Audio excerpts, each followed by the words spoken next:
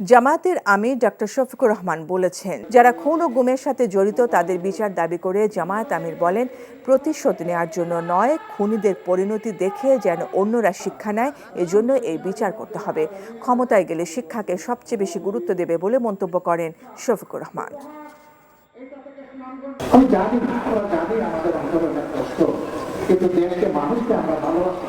এই ভালোবাসার জায়গা থেকে আমরা অনুরোধ করছি, সবাই শান্ত থাকুন, ধৈর্য ধরুন এবং দেশ গড়ায় অংশগ্রহণ করুন। আমাদের কর্মীরা চাঁদাবাজি করছে না, মামলা বাণিজ্য করছে না, তারা জানে এগুলা করা হারা।